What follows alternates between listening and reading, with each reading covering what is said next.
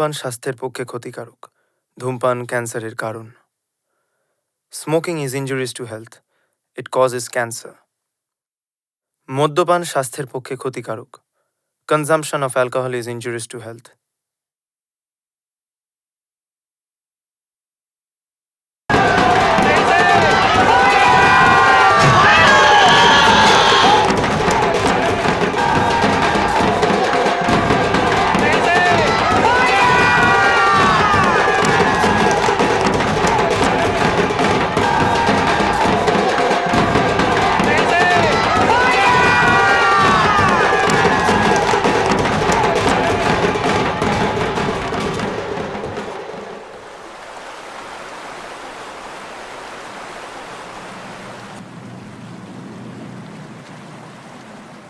আজ থেকে প্রায় 150 বছরেরও বেশি আগেকার কথা।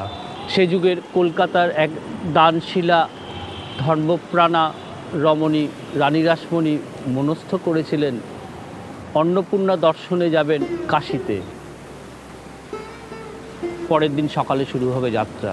রাত্রে রানী রাসমণি স্বপ্নাদিষ্ট হলেন, প্রয়োজন নেই কাশী যাওয়ার, এখানেই মাকে প্রতিষ্ঠা করার আদেশ হলো। শুরু হলো জমির খোঁজ। গঙ্গার পশ্চিম কূল বারাণসী সমতুল।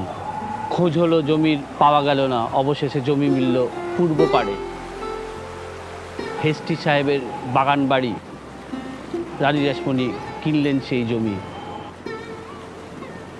সেটা 1845 খ্রিস্টাব্দে।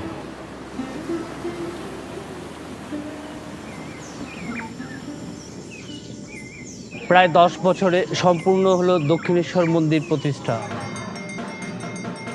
এই সেই নবরত্ন মন্দির, মা জগদীশ্বরী ভবতারিণী, রাধাকৃষ্ণর মন্দির, নাট মন্দির এবং দ্বাদশ শিব মন্দির।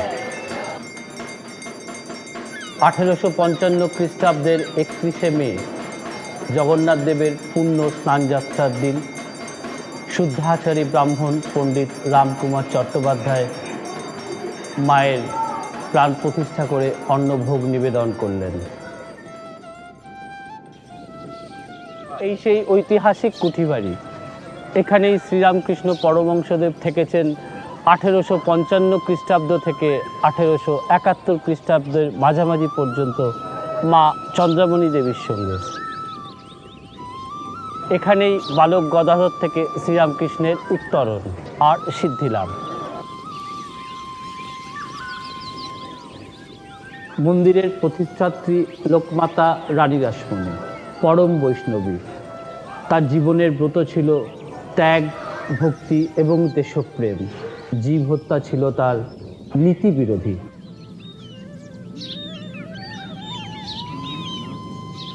জননী সারদা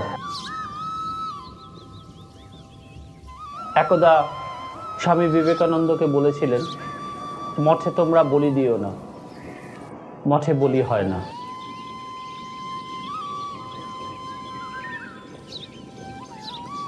মন্দিরের উত্তর পশ্চিম কোণের এই ঘরটি ছিল রাধাকৃষ্ণ মন্দিরের ভাড়ার ঘর। শ্রীরামকৃষ্ণ কুঠিবাড়ি থেকে এই ঘরে আসেন, সেটা 1871 খ্রিস্টাব্দ, ছিলেন 1884 খ্রিস্টাব্দ পর্যন্ত। এই সেই ঐতিহাসিক শ্রীরামকৃষ্ণ পরমহংসদেবের শয্যা। এই বড় খাটটিতেই তিনি শুতেন, আর এই ছোট খাটটিতে তিনি বসে মিলিত হতেন তার ভক্ত শিষ্যদের সঙ্গে। একদিকে আসতেন তার গৃহী ভক্তের দল, আরেকদিকে আসতেন তার ত্যাগী ভক্তের দল। কতটা মহাত্মার আনাগোনা ছিল সে সময়। এখান থেকেই শ্রীরামকৃষ্ণ তার ভক্ত পার্শ্বদের শিখিয়েছিলেন যত মত তত পথের সেই ঐতিহাসিক তত্ত্বকে, যা পরবর্তী অধ্যায় বিশ্বের দরবারে ছড়িয়ে দিয়েছিলেন স্বামী বিবেকানন্দ এবং শ্রীরামকৃষ্ণের দ্বাদশ শিষ্যবর্গ। শ্রীরামকৃষ্ণ পরমহংসদেব জগদীশ্বরী ভবতারিণীর পুজো করতেন আকুল হয়ে কেঁদে। মাকে তিনি সমস্ত রীতিনীতির বাইরে গিয়ে পুজো করতেন, কখনো খাওয়াতেন, কখনো কাঁদতেন। তাই তো মা চিন্ময়ী হয়ে তাকে দেখা দিয়েছিলেন। এ এক ঐতিহাসিক সত্য। দক্ষিণেশ্বর কালী মন্দির শুধু ধর্মীয় দৃষ্টিকোণ থেকে সারা পৃথিবীর কাছে আদৃত এটাই শেষ কথা নয়। দক্ষিণেশ্বর কালী মন্দির ঊনবিংশ শতাব্দীর নবজাগরণের এবং ভারতবর্ষের স্বাধীনতা আন্দোলনে এক অত্যন্ত গুরুত্বপূর্ণ ভূমিকা পালন করেছে।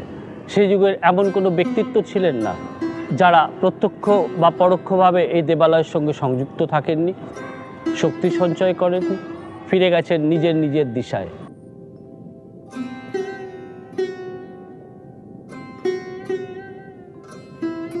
আজও প্রতিদিন বা ভবতারিণীর পুজো হয় সে যুগে যেরকম হতো, কোনো পরিবর্তন নেই। পুজো শুরু হতো মঙ্গল আরতির মধ্যে দিয়ে, তারপর মায়ের ধূপারতি, সকালের পুজো, অপরাহ্নে অন্নভোগ প্রদান, বিকেলে বৈকালী পুজো,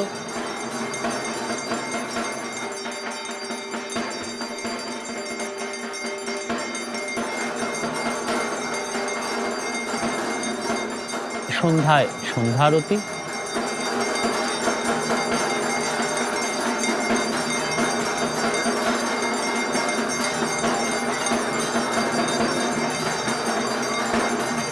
এবং রাত্রে মাকে শীতল ভোগ প্রদান করা হতো, তারপর মায়ের শয়ন।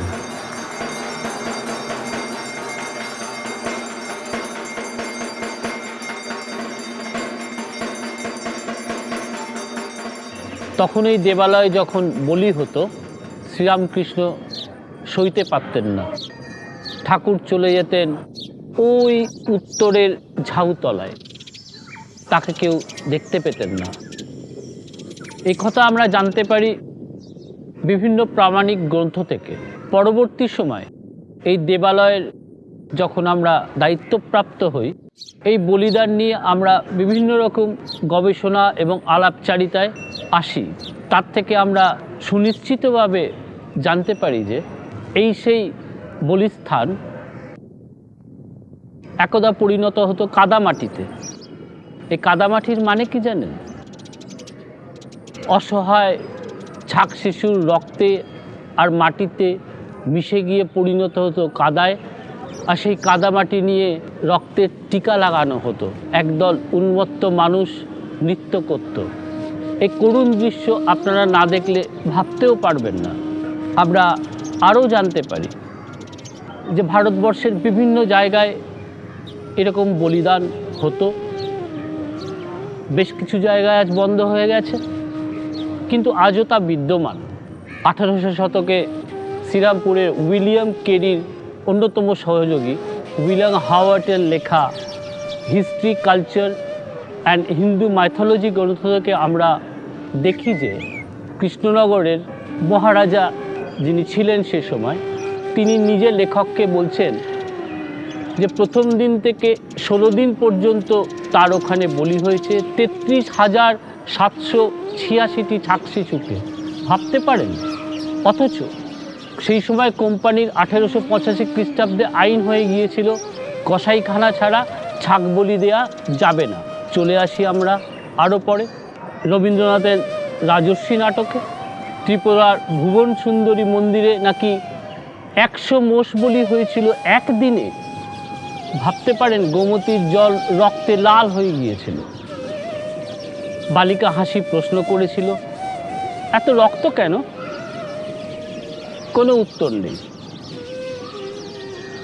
রাজা প্রশ্ন করেছিল, এত রক্ত কেন? কোনো উত্তর ছিল না। অসমের জ্ঞানপীঠ পুরস্কার প্রাপ্ত অধ্যাপিকা ইন্দিরা গোস্বামী এই রক্তপাতের বিরুদ্ধে তীব্র আন্দোলন করে গেছেন। ভারতবর্ষের বিভিন্ন প্রান্তে এই রক্তপাতের বিরুদ্ধে জনমত গড়ে উঠছে। আজ এটা আমাদের কাছে এক মধ্যযুগীয় বর্বরতা ছাড়া কিছুই নয়।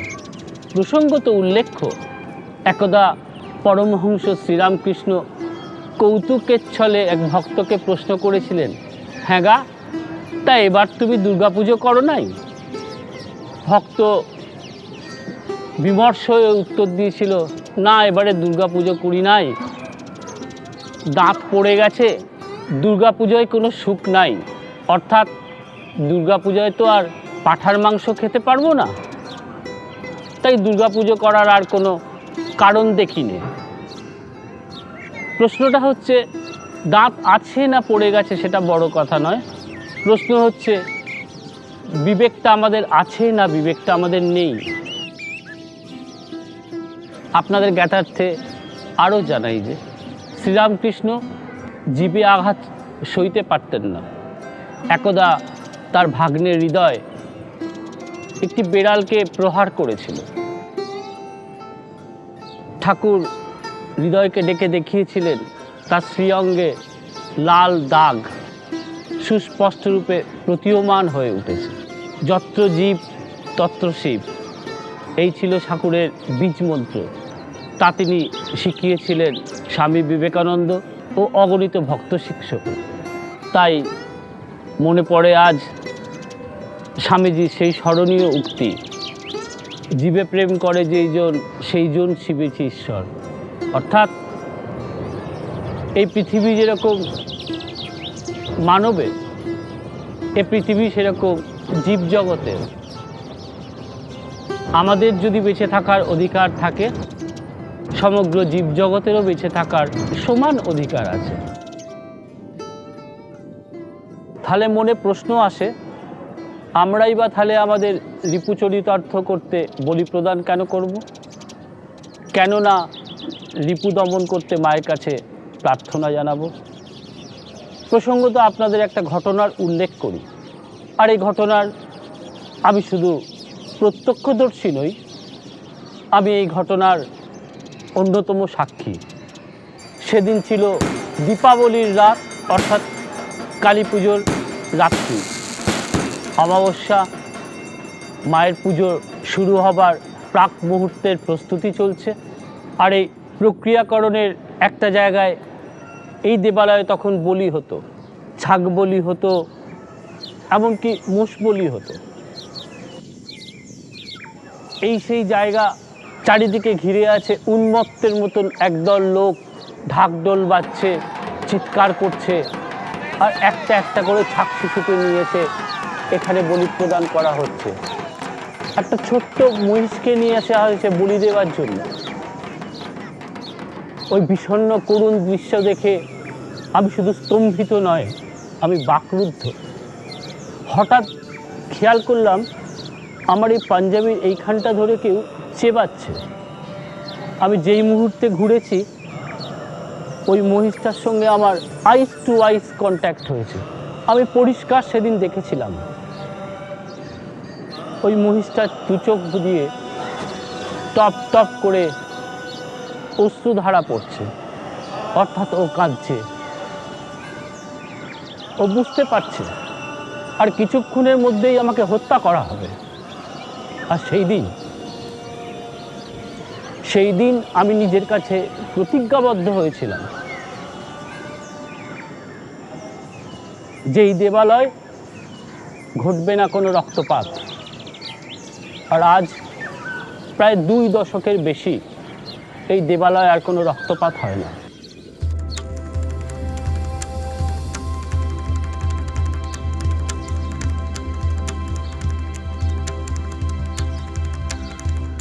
প্রশ্ন আমার নিজের কাছে ছিল, যিনি এই দেবালয় তৈরি করেছেন, লোকমাতা রানী রাসমণি, তার জীবন দর্শন ছিল বৈষ্ণবের পথে, বৈষ্ণবের মতে। ভগবান শ্রীরামকৃষ্ণ, যিনি মাকে মৃন্ময়ী থেকে চিন্ময়ী রূপে পেয়েছিলেন, দেখেছিলেন রূপ গলানো এক আলোর ঝলক। তিনি তন্ত্রমার্গে পাননি, জীব হত্যা করে পাননি, মাকে কেঁদে পেয়েছিলেন।